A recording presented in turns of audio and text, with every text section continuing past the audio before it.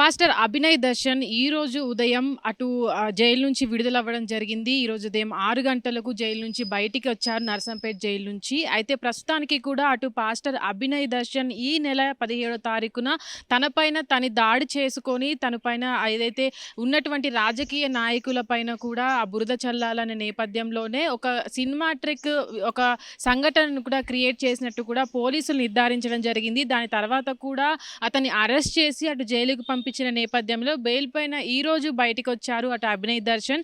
అయితే వచ్చిన తర్వాత కూడా తను ఒక వీడియోని విడుదల చేయడం జరిగింది. అయితే వచ్చిన తర్వాత ఏవైతే వీడియోలో మాట్లాడుతూ కూడా తన పైన వస్తున్నటువంటి వార్తలు ఏవైతే ఉన్నాయో అవి నిజం కాదు అంటూ కూడా తన పైన బురద చల్లడానికే ఇవన్నీ కూడా క్రియేట్ చేశారంటూ కూడా ఆ వీడియోలో మాట్లాడడం జరిగింది అభినయ్ దర్శన్.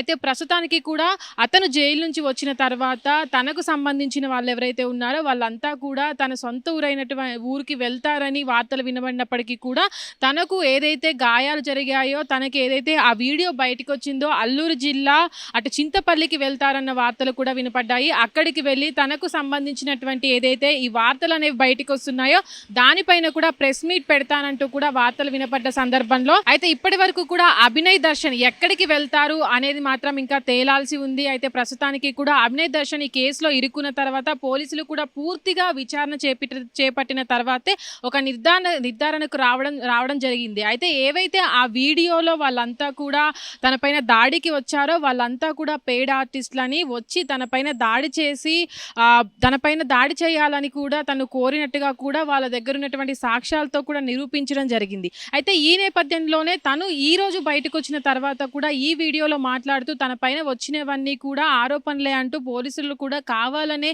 తనపైన ఈ నేరాన్ని మోపారంటూ కూడా చెప్పడం పట్ల కూడా చాలా వరకు ఈ మ్యాటర్ ఎక్కడ వరకు వెళ్తుంది అనేది అయితే చూడాలి. అయితే ఇప్పటి వరకు కూడా పోలీసులు ఎంతో ఆధారాలు సేకరించి అంటే తను ఇప్పటి వరకు కూడా మాట్లాడిన ఆడియో లీకులు కావచ్చు, వాట్సాప్ చాట్లు కావచ్చు, ఏవైతే ఫోన్ కాల్ రికార్డ్స్ కావచ్చు, ఎవరైతే అభినయ్ దర్శన్ పైన దాడి చేసిన వాళ్ళు ఉన్నారో వాళ్ళ నిందితులను కూడా అదుపులోకి తీసుకొని అడిగిన తర్వాత కూడా వాళ్ళంతా కూడా అభినయ్ దర్శనే అటు సుపారీ ఇచ్చి తనపైన ఇలాంటి దాడులు చేయాలని కూడా వాళ్ళకి చెప్పినట్టుగా కూడా పోలీసుల సమక్షంలో వాళ్ళు అంతా కూడా ఒప్పుకోవడం జరిగింది.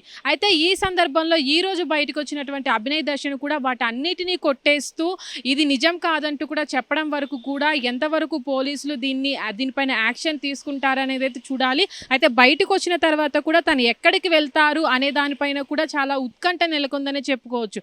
అంటే తనపైన దాడి జరిగిన దగ్గర ప్రజల దగ్గరికి వెళ్తారా లేదంటే తన సొంతూరుకి వెళ్తారా అనే దానిపైన కూడా ఇంకొక క్లారిటీ రావాల్సి ఉంది. అయితే ప్రస్తుతానికి కూడా తనకు సంబంధించినటువంటి అటు అడ్వకేట్ కూడా మాట్లాడుతూ కూడా తను ప్రెస్ మీట్ పెట్టే సందర్భంలో కూడా లీగల్ ఇష్యూస్ వస్తాయి కాబట్టి తను ఏదైతే అల్లూరు జిల్లా చింతపల్లికి వెళ్ళే అవకాశం లేదని కూడా చెప్పుకొస్తున్నారు. తన సొంత ఇంటికే వెళ్తారనే వార్తలు కూడా వినబడుతున్న సందర్భంలో అంటే దీని తర్వాత ఏం చేయబోతున్నారు అంటే ఒక దగ్గర నమ్మకాన్ని పోగొట్టుకున్నారు. పాస్టర్స్ కూడా చాలామంది వెళ్ళి అంటే ఏదైతే ఈ నమ్మకం అంటే క్రిస్టియానిటీలో ఉన్నటువంటి నమ్మకాలని కూడా చాలామంది పాస్టర్స్ ఎవరైతే ఉంటారో వాళ్ళంతా కూడా ఇలాంటి దారుల్లో ప్రయాణించి కూడా ప్రజల నమ్మకాన్ని పోగొట్టుకుంటున్నారని కూడా మాట్లాడిన సందర్భంలో తను ఇప్పుడు ఏ దారిలో వెళ్తారు అనేది అయితే చూడాలి.